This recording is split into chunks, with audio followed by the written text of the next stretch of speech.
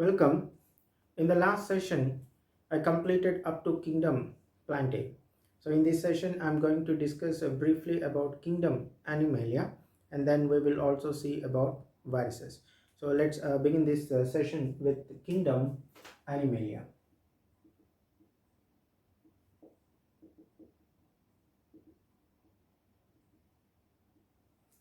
Right.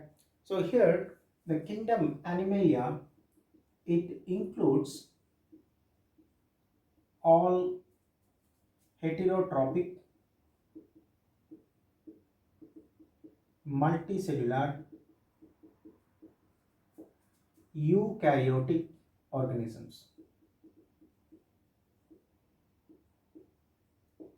So it includes all heterotrophic, multicellular, eukaryotic organisms. So we know the meaning of heterotrophic, which means they're not going to perform the process of photosynthesis, and instead they depend on other animals for the purpose of its food requirements. Okay, and then coming, okay, multicellular, here there is no animal that is unicellular. So single cell organisms we don't see in case of kingdom Animalia. It all begins with only multicellular animals, and they are all eukaryotic organisms. And then the next point, they lack cell wall, right? So no animal have cell walls. So we have seen presence of cell walls in case of monirans. We have seen even some of protistans, they have cell walls, and in case of fungi also we have seen presence of cell wall and plantae. So out of all five kingdoms, right, our four kingdoms definitely show the presence of cell wall, and the only kingdom that doesn't show the presence of cell wall is the kingdom Animalia. So they lack cell wall. Only plasma membrane will be covering the cell, right? The next one, they store food in the form of glycogen or fat. So whatever that excess food the animal takes, that excess food will be converted into glycogen or into fat. Okay, so these two will be acting as reserve food materials. So when the animal is in starvation, so if it is in starvation, then the glycogen can be useful. So it gets broken down into glucose and can be used in the process of respiration to produce energy. Okay, so here this glycogen is commonly called animal starch.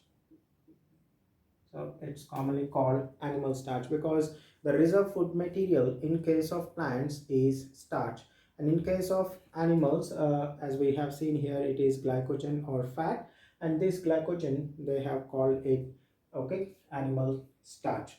Then the mode of nutrition, the mode of nutrition is holozoic. So which means ingestion of food, right? So these animals have mouth and they take food through this mouth into a long tube, or what we call it alimentary canal, and the process of digestion which takes place in this alimentary canal. Okay, so because of that we call that mode of nutrition as holozoic mode of nutrition, which is seen in this group, right, that is animals. The next one, the animals show, that is they have a definite pattern of growth. So the animals show a definite pattern of growth. So where this pattern of growth includes two stages. One is a, right, a juvenile stage, and then adult stage. So it will have a juvenile stage and a adult stage. So here, right from the birth, okay, to certain period of time, the animal will be showing growth, and during this period, it doesn't undergo any reproduction. Okay, so once that juvenile stage is completed, it comes to an adult stage, and adult stage is characterized by, okay, reproduction. So it undergoes reproduction. Okay, right. So in juvenile stage, it doesn't undergo reproduction, only growth will be seen. And coming to this adult stage, it is characterized by reproduction. So only after coming to this stage, the animal will be undergoing reproduction. So not in the juvenile stage. So juvenile stage is a young stage, right from birth, okay, to certain period of time. So that is till the time it starts reproducing. So all that period we call it juvenile stage. Okay, so that it shows a definite pattern of growth. And here, coming to this adult stage, the adult stage will have, so it has a definite size and shape. So it has a definite size and shape, right? So that's one point. Then next, the higher animals, okay, so in higher animals there is a presence of sensory and neuromotor mechanisms. Okay, they have sensory and neuromotor mechanisms. So they have sensory and neuromotor mechanism. So what we mean by sensory, so we the animals will have sensory organs, so which receive different kinds of stimuli. So they receive different kinds of stimuli, okay, and they have the central nervous system, and the central nervous system is capable of course, central nervous system, which means they have brain or neurons. Okay, so the neurons, of course, are the one which appear in the lower group of animals, and as they evolve, complex, okay, systems have developed, okay, that includes the brain and spinal cord in higher group of animals. Okay, so that is, in higher animals they have sensory organs like eyes, ears, okay, for olfaction, smell, right, for tasting. So all these are different sensory organs. So they have well developed sensory organs, and also the neuromotor mechanisms, so that consists of a brain and spinal cord, who are capable of receiving the external stimuli and then reacting to those external stimuli. Okay, right. So that's about the higher animals who have sensory and neuromotor mechanisms. Then majority of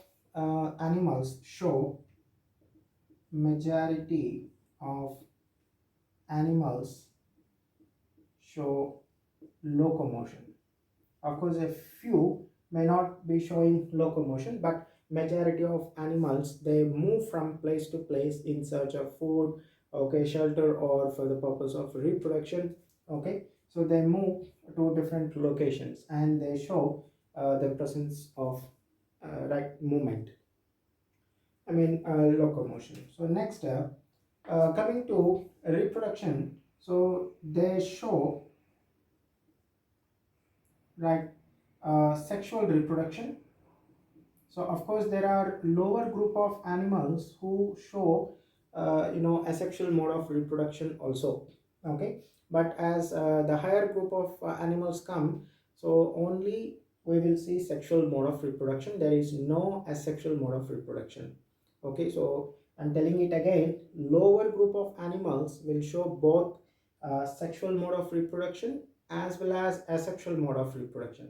But coming to higher group of animals, they will be showing only the sexual mode of reproduction here. Okay, so they show sexual reproduction, and this will be, right, and is by copulation between male and female organisms. okay, or between male and female animal. So between male and female animals, okay. So it is by copulation, right? So copulation, which means mating. So it's a sexual act where the male and female, okay, right, come together, and right, the male will be releasing the sperms into the female and fertilizing the female. So that process we call it copulation or mating, okay. So in sexual reproduction, the animals will copulate, and that copulation will be between male and female animals. And this copulation is followed by fertilization. Of course, the sperms, which are of male, right, and the egg, right. So there will be union between sperm and egg, right, and this results in the formation of zygote, right. So this is egg is haploid, sperm is also haploid, and the zygote is diploid. So because it is a union of two haploid gametes. Now this zygote will show embryological development. So it shows embryological development, and then it finally becomes a young individual. So it becomes an individual, right. Okay, so there will be an embryological development once the zygote formation takes place, and then that finally results in formation of an individual. Okay, so this is about briefly I have told about this kingdom Animalia. We have an chapter kingdom Animalia. So there, okay, we will discuss about all the phyla of kingdom Animalia in detail, and we will see few more features of animals in detail. So here just I have briefly introduced okay, this kingdom to you. Okay, so with this we finish the five okay, kingdoms, right. And then I told you that there are certain organisms that have not been included in the Whittaker's five kingdom classification. Okay, even as I told you, we have seven kingdom classification. Even in the seven kingdom classification, certain organisms, okay, still they did not get place. Okay, so all those organisms that we did not included under these five kingdoms, okay, in under any of these five kingdoms, we will discuss about them, right. So they are viruses, viroids, prions, and lichens. Right. Of course, out of these, the viruses, viroids, prions. So these are acellular structures or non-cellular, okay, forms. So they don't have any cellular structures. Okay. So we'll see first about those viruses. The term virus, okay, means venom, right. So of course the meaning of venom is, right, a poison. So it's a poisonous fluid. So the term can be the meaning of the term is either venom or poisonous fluid. Okay, and this term virus is actually coined by, right. So virus, okay, term virus was coined by Pasteur DJ Ivanovsky, right, in 1892. Okay, so the person who coined this term virus was Pasteur DJ Ivanovsky. And these viruses are obligate parasites. So viruses are obligate parasites. I hope you have understood already in the previous sessions what we mean by obligate parasites, those parasites that can live only if the host is present. So otherwise they will not at all survive. Okay, so it means they can live only as parasites. Of course there are certain exceptions in the living world. There are certain kind of organisms, if host is available they become parasite, and if host is not available they can live on their own. Okay, right. So but in this case viruses are not that case. They cannot live without host, so that's why we call them as obligate parasites here. And right, they are, and they are inert when present outside the host cell. Okay, so they are inert outside the host cell here. Inert in this case the meaning is non-living. Okay, so they are non-living when they are present outside the host cell. So the question comes that whether they are living or non-living. So at present, okay, the scientific community are defining them mostly as non-living, even though there are few scientists who debate that these are living by taking some of those living features of those organisms, I mean these viruses. Okay, but most of the scientific community they consider them as non-living. Okay, so that's why we did not include these acellular forms in even in seven kingdom classifications. And there are other group of scientists, they believe that they are intermediate between living and non-living. Okay, so most probably they may be intermediate between living and non-living. Okay, right. So I say the viruses are non-cellular organisms. So they are non-cellular organisms and have inert crystalline. So it has inert crystalline structure outside the living cell. Okay, right. So they are non-cellular organisms and they have inert crystalline structure. So because the viruses can be crystallized, so that's why I have used the word, okay, crystalline structure outside the living cell. Next point.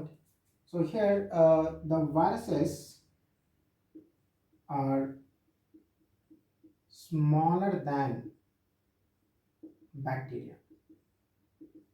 So the viruses are smaller than bacteria. So how we have come to know that the viruses are smaller than bacteria? So when we have used bacterial proof filters. So we used bacterial proof filters.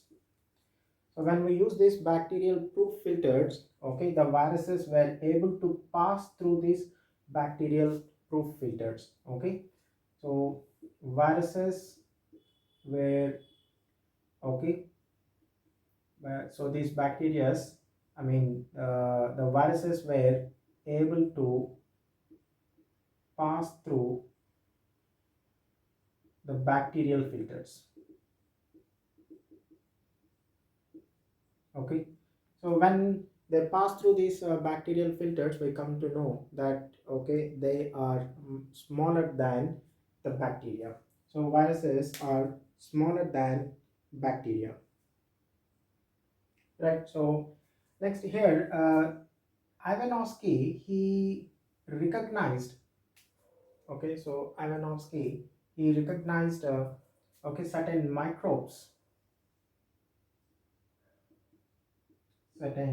microbes are causing a disease.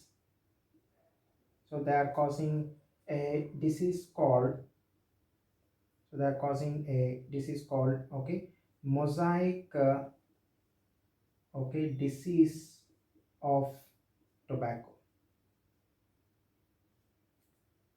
right? Of course, those microbes who are actually causing this mosaic disease of tobacco were viruses, right?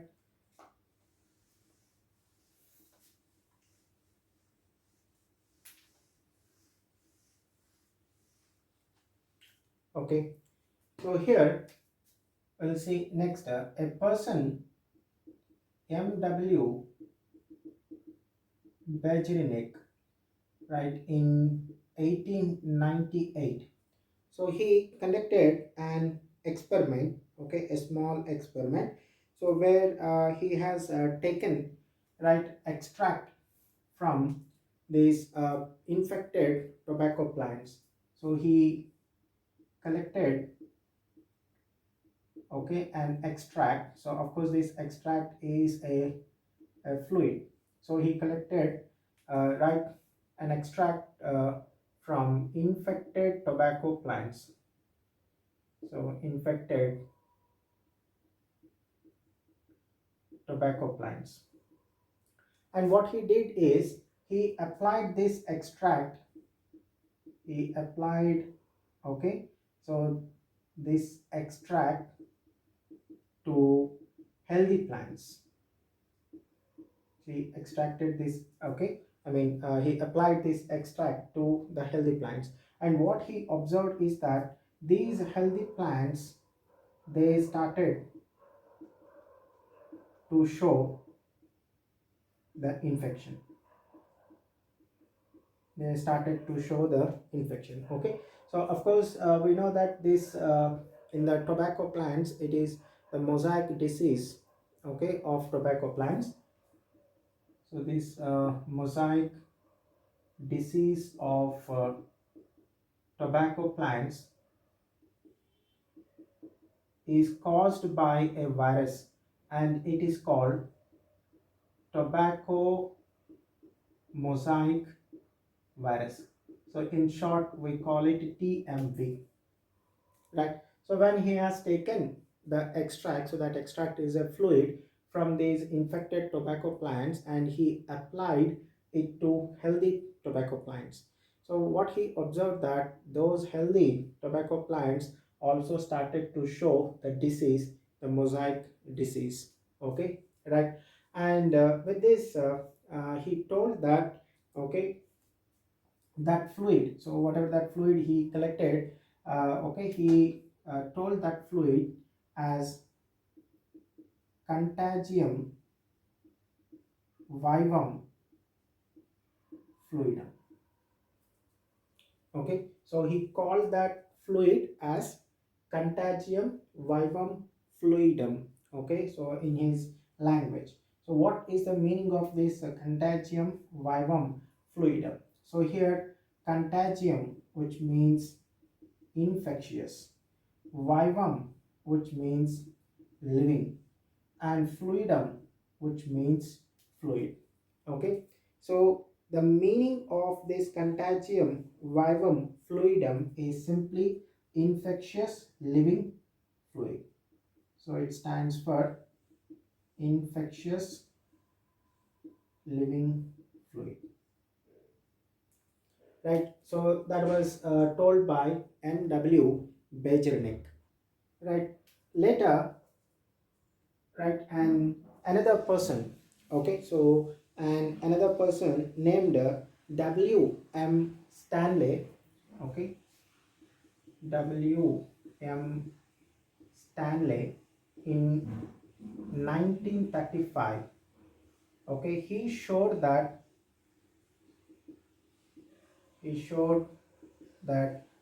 okay, viruses can be crystallized.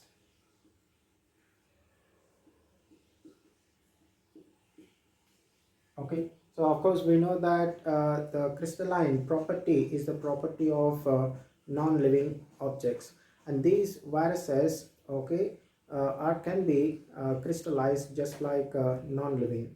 Okay, so he showed that viruses can be crystallized, and these crystals largely consist of they largely consist of proteins. It means that So those crystals are made up of proteins. Okay, so of course in the next session we will see the structure of some viruses, okay, and a few more characters of these viruses in the next session. Okay, so with this I will end today's session.